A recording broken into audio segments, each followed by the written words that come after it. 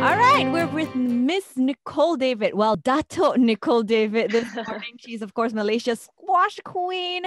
We haven't seen you in a while, Nicole. So good to see you. And thank you so much for joining us for Story Behind the Song here on LITE Breakfast. Thanks for having me. Nice to see you guys too. It's been a while. Yep. So we have a list of your songs, your favorite songs. And this first one that we're going to play is Roxette. It Must Have Been Love. Do you have a short story to go with this song? Well, that song, I feel like when it came out, everybody was just blaring it on the radio. Well, at the time in the radio. And then you have to like record it with your cassette tape. Where like press record, press play, and then so yeah, you hear it over and over again. So yeah, that was like the song to hear, and Roxette is pretty awesome. So does this take you back to the days in Penang? Yes, definitely. And also because my sisters, they are really also like really 80s babies, and I grew up listening to my sisters' songs, and yeah, Roxette was one of the big hits at the time.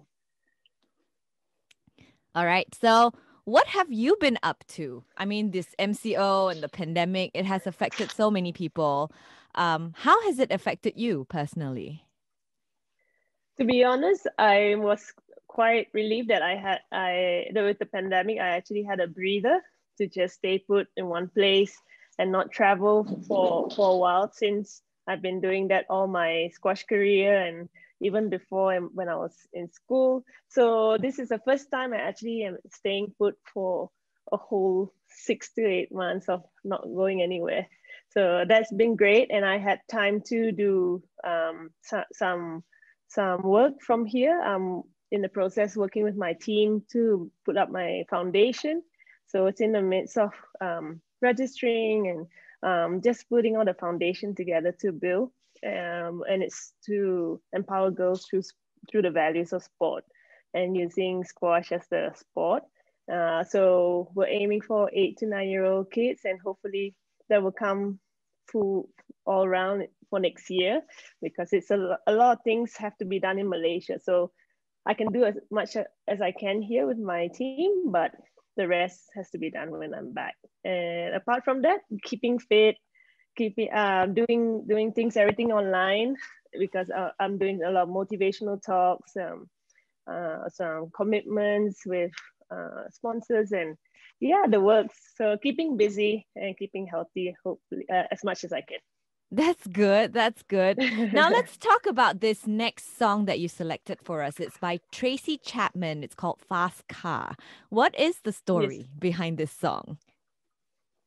Oh, I feel like Tracy Chapman has such a great voice, and that song alone really like it's so powerful when you hear it. So when I always play it, you just have a moment of silence to just appreciate the voice. And I like music more so because of the person and the voice behind it, because they really capture that emotional moment at that time. I can't remember so much of the moment, but when I always hear that song, it brings back good memories, that it's very raw and real. Do you listen to this song before you go for a big game or something? Not so much. It's more when I'm in a good, like maybe holiday or a good chill time, I will play maybe this song to bring me good vibes and good memories, and also bring some power in that moment as well. Nice. Now, Nicole, after playing professional squash for like almost 20 years of your life, has it been easy to adjust to retirement? Are you still playing squash for fun, for fitness, or are you just taking a break from squash right now? It was very easy to transition from not playing. Really?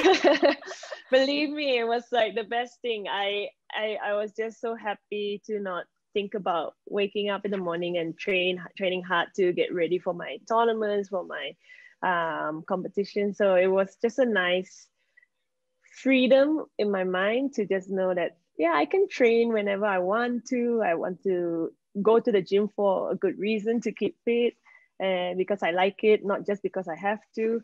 so that's been great. I'm enjoying retirement life, and yeah, I still play a little bit of squash, but during the pandemic, it was difficult to get to the squash court. So there was a few months of not playing squash, and the first day I played again, it was like 1 week later, my body was, even though no matter how much you train, no matter how much you do all these extra fitness activities, when you go back to squash, it just hits you hard because it's so brutal.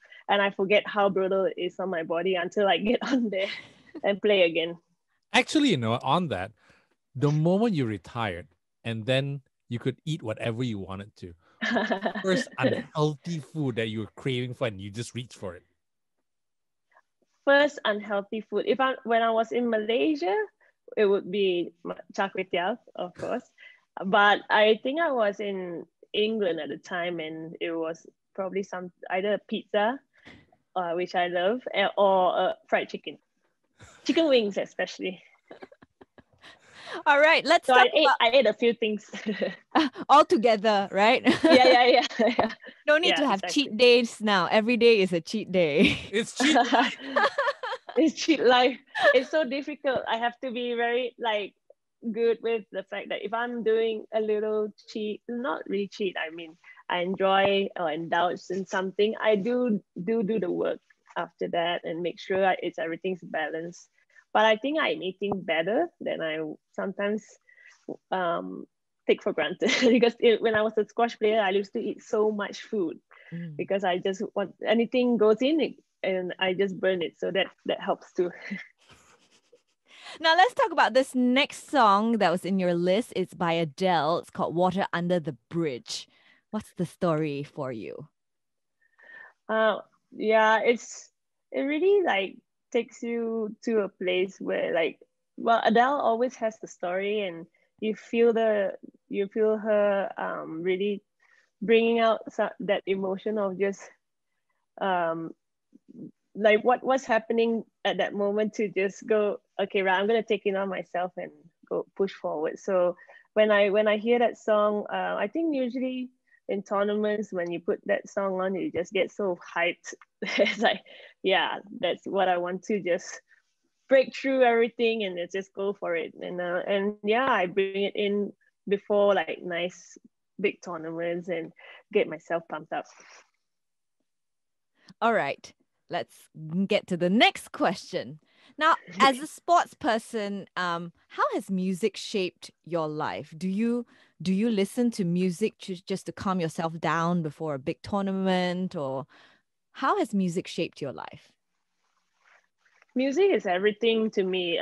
Growing up, I always have moments where when I hear this song, it's like, that was 1994, and oh, that was 2004. Because every moment when I have a particular song, I just burn it. I just play it over and over again, and it just it sticks. At that moment, you're having a good time with your friends, or you're having so that music has always shaped my life in so many ways. Growing up, good memories with my family, good memories with my friends, and also good memories with my teammates. At the same time, it's just it helps me to calm down when I need to at competitions, and music that gets me going and pumped up when I have to, because I'm feeling flat and low and I need something to get me going. So yeah, music has so much and its own vibe or energy to push you forward, and I love that it takes such a big role in my life. How about this one, Backstreet Boys, As Long As You Love Me? What's the story behind this? This is the ultimate 90s boy band, right? Exactly. That song, when it came out, everyone in our school and my classmates were all like, Backstreet Boys. And yeah, I was the same too. I have to admit it, because it was the song, it was the group boy band. And As Long As You Love Me, everybody was watching that video, and we all wanted to try and do that dance with the chair. And so school chair, try and do it in the classroom, but yeah, obviously didn't work out. But that was fun times with my friends and classmates, all all like goo goo gagaing over Backstreet Boys. Okay, on that, who's your favorite Backstreet Boy though? Backstreet Boy. Mm. Nah, I don't want to give anything away. I actually didn't really have one in particular. It was just like they're all good. I won't give it away. Because back in the day, everyone was into, oh my God, Nick. Nick, is Nick it Carter. Nick Carter? Yeah. Yeah. I was No, into I wasn't a Nick the Carter. tall guy. I can't remember his Kevin name Richardson. now. Yeah, Kevin. Yeah. Why do I know think- all your names? What's wrong? It's in your system. You have a library of, and maybe you're secretly like Backstreet Boys. So Yes, you're not, he you're doesn't. not It's not a admitting to it. secret. He likes them. I know the lyrics of every Backstreet Boy song. Exactly.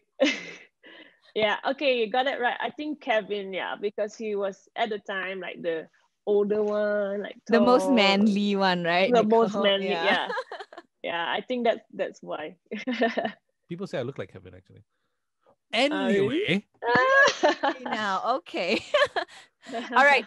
So we just played Take That's Back for Good, another iconic 90s band. What's Yes. your story behind this song?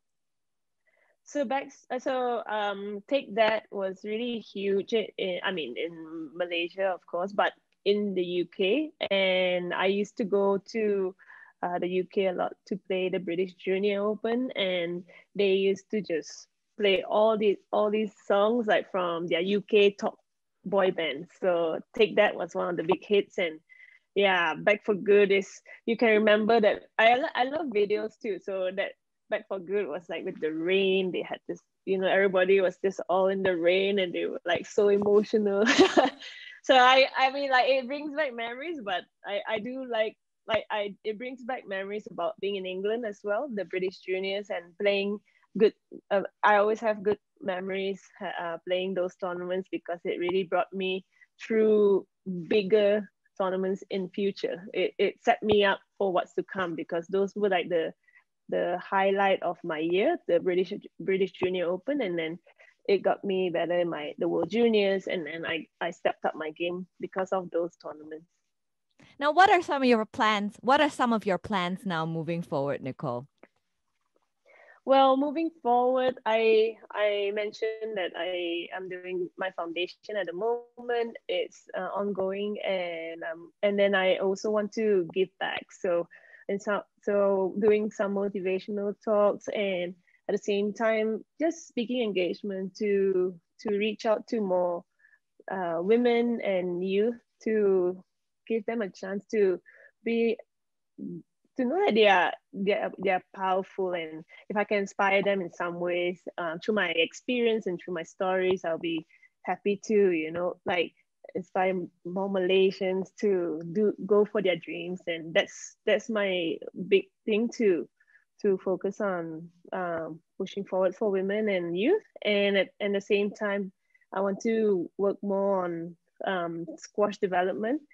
So hopefully in Malaysia, I want to do some squash camps, and maybe more squash events, hopefully, because I did one last year in December, and it was great. We brought some top players, female top players, to play with our juniors.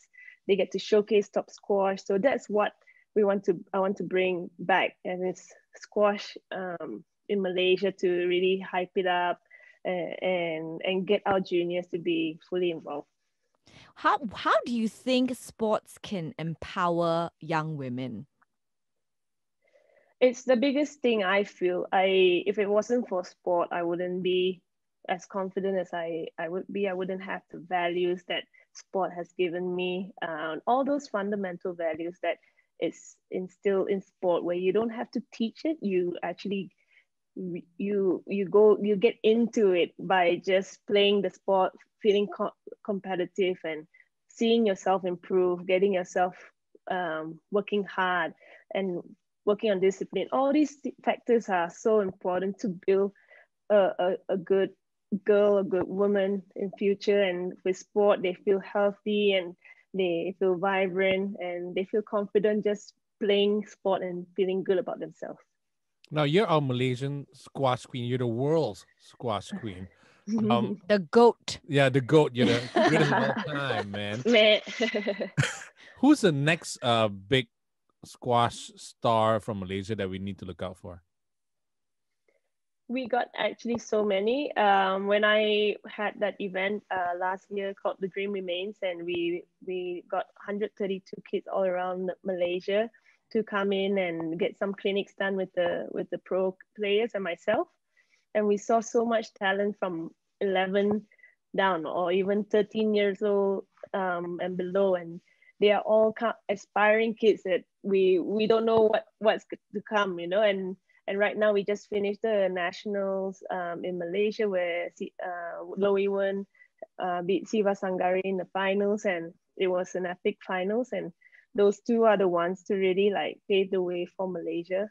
But we still have so much coming through, like by the hundreds of girls and boys really pushing themselves to play those British Junior Opens, to win those titles, and then be bigger in the world and also in the seniors, hopefully one day. So now you're gonna be inspiring them, which is why you cannot have all the char kway teow and pizzas and whatever. You need to hit the court, man. Have to pace it out, you know. Like if I have one char kway teow, I can't have it every day.